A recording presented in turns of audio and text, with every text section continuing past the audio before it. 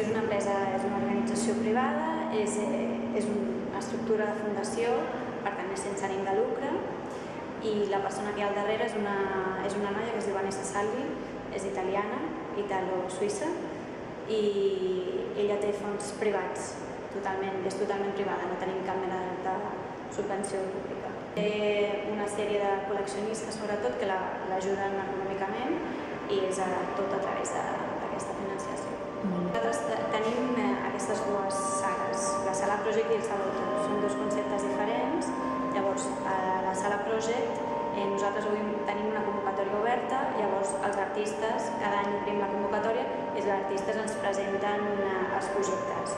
Llavors, entre nosaltres, l'equip de la Group Project i un jurat extern que cada any el canviem, es decideixen quins 3 projectes guanyen, llavors són 3 dels projectes que s'exposen en aquesta sala, la sala Project.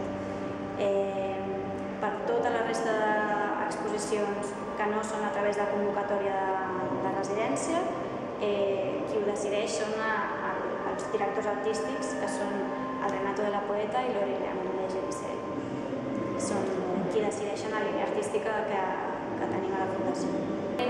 El Salotto, que és la sala de dintre, són exposicions més llargues perquè són més costoses de producció i acostumem a tenir unes 3 a l'any, durant uns 4 mesos cadascuna, i aquí a la sala Project més o menys són 2 mesos per exposició, per tant són unes 6 exposicions a l'any. Al final l'objectiu de la Fundació era donar a conèixer artistes, sobretot artistes que no han exposat intentem portar artistes que no hagin exposat a Barcelona. Artistes europeus, fora d'Europa és una mica més complicat per pressupostos de portar-los, però intentem sempre artistes que no siguin molt coneguts. Tant artistes de renom que per X motius no han tingut exposició a Barcelona, o intentem que no sigui Espanya, sinó Barcelona, o donar oportunitat a artistes joves a través del programa de residències perquè puguin ensenyar les seves noves creacions. Llavors, al final l'objectiu és això, donar a conèixer l'art contemporani a una ciutat com Barcelona, que diguem que hi ha pocs equipaments que mostrin aquest tipus d'artistes. Són exposicions molt diferents en el sentit tant quant a format. L'exposició que tenim dintre de Michelangelo Pistoletto és una exposició més tradicional, d'un format més tradicional, malgrat que Michelangelo Pistoletto és un artista contemporani i no és un pintor impressionista o un pintor més clàssic. L'exposició que tenim aquí,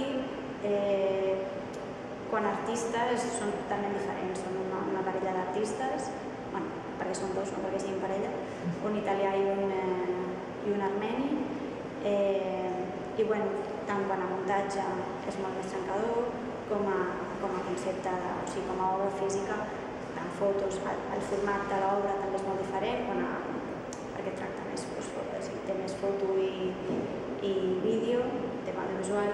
Són dues exposicions bastant diferents, uns artistes més joves que encara no han tingut l'oportunitat de mostrar molt el seu art, i un artista molt consolidat que també és important. La fundadora és italiana, però té un vincle personal amb Barcelona i de diferents ciutats que es plantejava muntar la Fundació, al final va decidir Barcelona per aquest vincle personal i perquè un equipament així d'art contemporani a Barcelona, com que feia més falta a una ciutat com Barcelona que altres com Londres o Berlín, per exemple, que tenen més